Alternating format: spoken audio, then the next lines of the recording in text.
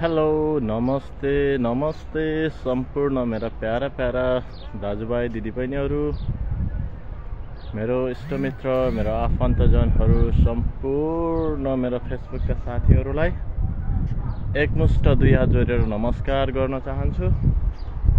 ल हेर्नु साथीहरू, म चाहिँ आज यतातिर आज फ्राइडेको दिनमा तपाईहरुलाई सानो सानो भिडियो बनाएर तपाईहरुको सामुन्ने कुराकानी गर्न आएको छु है।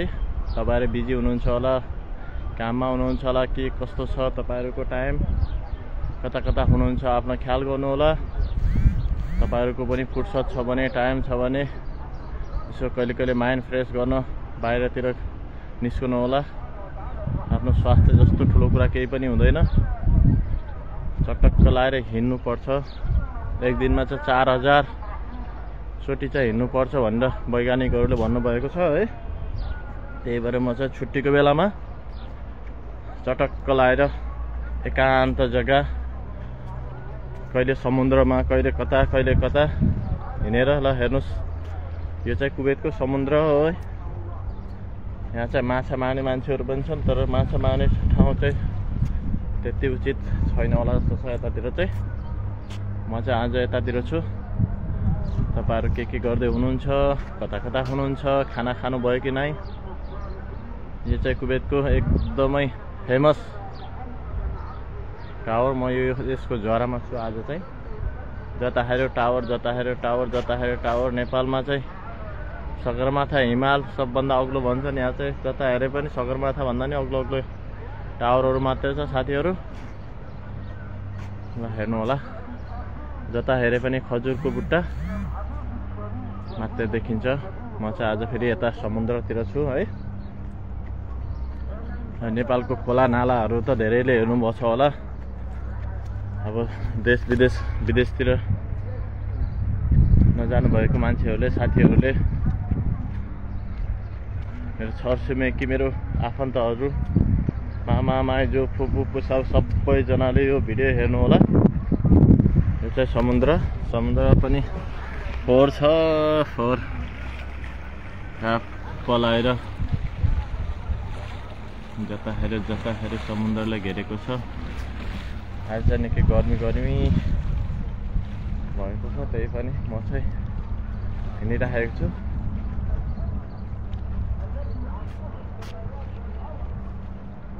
यो आँखाको नजरले पनि नभेटिने ठाउँमा समुद्र कता हो नि। 7 समुद्र पारी विदेशमा आएर काम गर्नुपर्छ भनेको पहिला मान्छेहरूले त्यस्तै भन्छ। म चाहिँ यतातिर आज चाहिँ माइन्डलाई एकदमै फ्रेस गर्दै यता घुम्दैछु म। अब यहाँबाट चट्ट फिस मार्केटमा गइन्छ। फिस मार्केटमा गएर फिस लगेर माछा खानुपर्छ आज चाहिँ। यता चाहिँ माछाहरू पनि ठुल्ठुलो छ होला हुन त। गर्मीको बेलामा सट्ट लाएर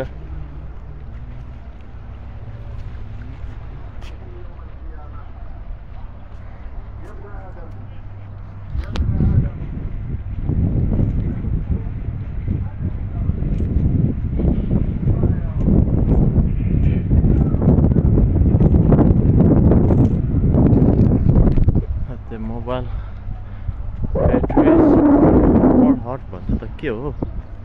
गर्मी बढी भएछ है के हो? साथीहरू मेरो भिडियोहरूलाई मन पर्यो भने लाइक गरिदिनु होला। मन परेन भने चाहिँ हेरिदिनु मात्रै गर्दै भए पनि पुग्छ है साथीहरू। म चाहिँ आज यतातिर त्यो रमाइलो ठाउँतिर आएको छु।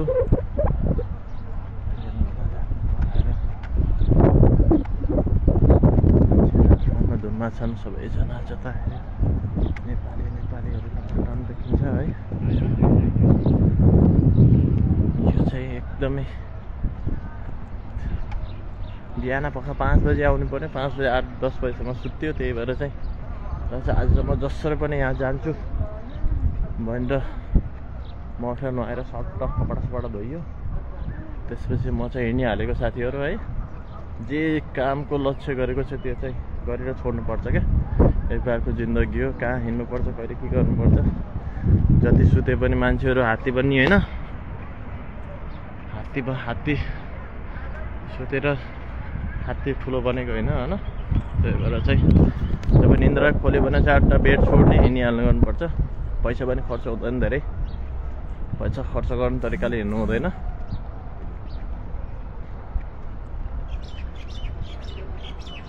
कहिले कहिले यस्तो गरेर हिँड्यो भने स्वास्थ्यको लागि पनि धेरै राम्रो हुन्छ। स्वास्थ्य छ त सबै छ, आफ्नो मान्छे छन्, आफ्नो परिवार छन्। स्वास्थ्य छैन भने सबै हुँदैन। त्यही भएर चाहिँ एक्सर्साइज पनि गर्नुपर्छ, हिँड्नुपर्छ, डुल्नुपर्छ, माइन्ड फ्रेस गर्नुपर्छ।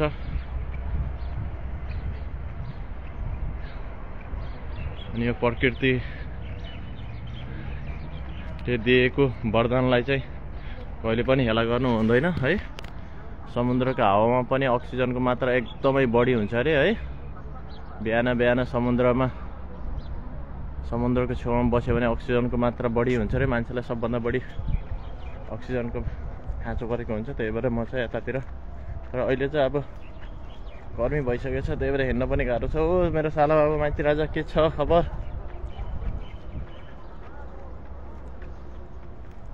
ल हेरौँ है साथीहरू, सम्पूर्ण मेरा फेसबुक मित्रहरू, यो चाहिँ हाम्रो कुवेतको, हाम्रो भन्दा पनि कुवेत देशको चाहिँ समुद्र पर्यो है। तर यो कुवेतमा धेरै बसेको भएर आफ्नै देश जस्तो पनि लाग्नु त। धेरै बस्यो नि 14-15 वर्ष हुन लाग्यो होला सायद, समथिङ।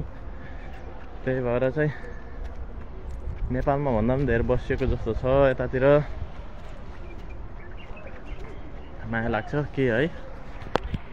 नमस्ते मेरो माइती राजा, के छ खबरहरू? हेर्नु है त, यहाँ यो चाहिँ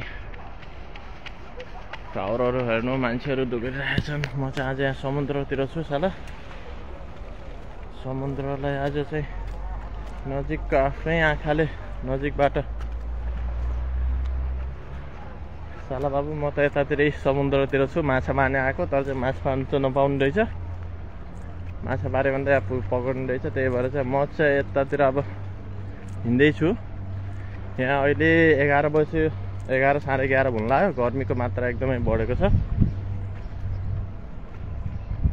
आज तपाईँहरूलाई चाहिँ यो सट्ट बाहिर निस्केको बेलामा यतातिरको भ्यूहरू पनि देखाइदिउँ न। कति नेपालका पहाड हिमाल मात्रै देखाउने, कहिले कहिले यो गल्फ कन्ट्री मरुभूमिको पनि, यो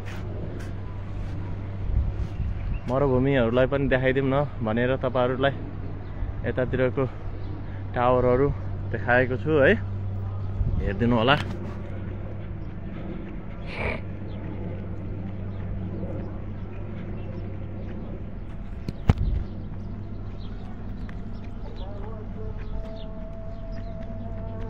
आज फ्राइडेको दिनमा है सरर लाएर हिँडेको छु म चाहिँ।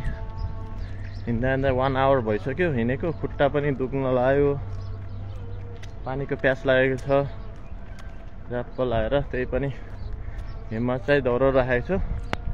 चिसो पानीको पानी खाएको मान्छे परियो। त्यही भएर चाहिँ हिँड्नको चाहिँ म आफैलाई छक्कै पर्छु है। हिँड्न चाहिँ मैले जानेको छु जस्तो लाग्छ। यताबाट तपाईँहरूलाई अर्को, यहाँबाट चाहिँ यो यतातिरको भिडियो हेर्नुहोस्। यो चाहिँ अहिले त यस्तो खतरा बनाएको छ नि हो कुवेतमा।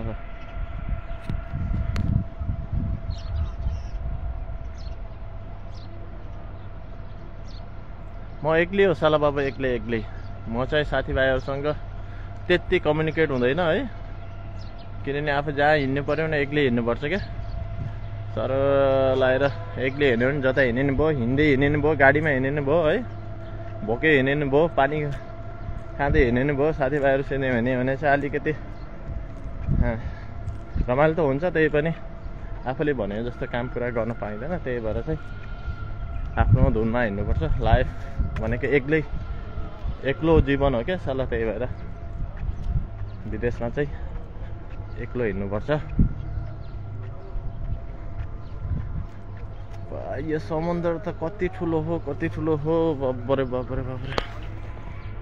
सिङ्गापुर र मलेसियाको छेउको जस्तो समुद्र धेरै यताबाट मलेसिया यताबाट सिङ्गापुर जस्तो देखिन्छ त। आज त के हो त्यतातिरको झल्को पो आयो त आज त। त्यति बेला चाहिँ मोबाइल त थियो तर चाहिँ यस्तो भिडियो रेकर्ड गर्ने होला मोबाइल थिएन। त्यही पनि नो प्रब्लम। आज चाहिँ म चाहिँ 1 घन्टा होइन 2 घन्टा हिँडेर रेकर्ड राख्नु पर्यो।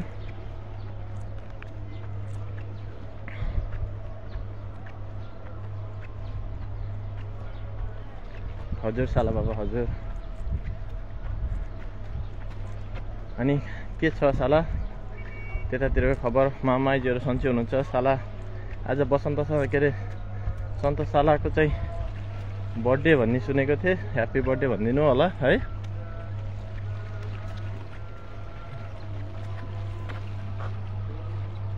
मेरो मोबाइलले चाहिँ गति सार्ला जस्तो लाग्यो। त्यही भएर चाहिँ समयमै चाहिँ मोबाइललाई चाहिँ साथ दिनु पर्ला जस्तो लाग्यो। सम्पूर्ण मेरा प्यारा प्यारा मित्रजनहरू ल हेर्नुहोस् आज तपाईहरुले समुद्र यो मोबाइलले पनि मेरो आँखाले पनि देखेको छैन, यो मोबाइलको क्यामेराले पनि देखेको छैन। यो यताबाट उता कति किलोमिटरसम्म छ होला है। यति ठुलो समुद्रको छेउमा छु म आज है।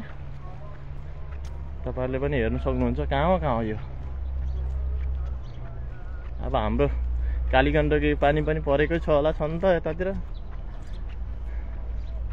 त्यही पनि खुसी लाग्यो आज समुद्रमा सट्ट लाएर हिँड्न पाइएको छ है।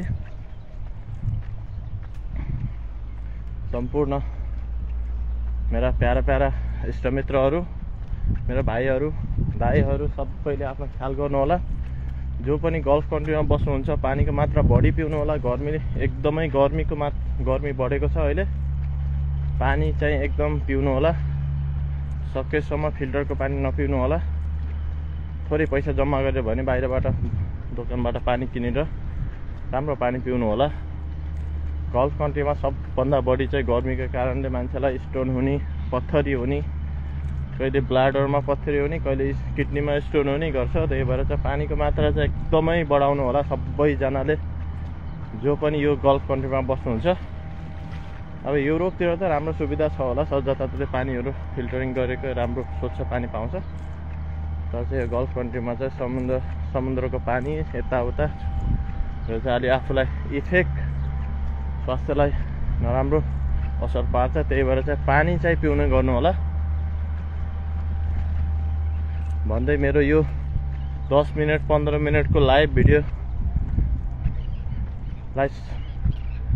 समाप्त गर्न चाहन्छु। सबैजनालाई फेरि पनि 2 हात जोडेर नमस्कार छ। आफ्नो ख्याल गर्नु होला, खुसी हुनु होला, ह्याप्पी हुनु होला। जिन्दगी धेरै लामो छ। आफ्नो गोल, आफ्नो फोकसलाई अगाडि बढाउनु होला। कसरी हुन्छ सक्सेस, जीवनमा सक्सेस हुने काम गर्नु होला भन्दै मेरो छोटो नराम्रो बोलीलाई तपाईहरु सामने टुङ्गाउन चाहन्छु। हस्त जय नेपाल।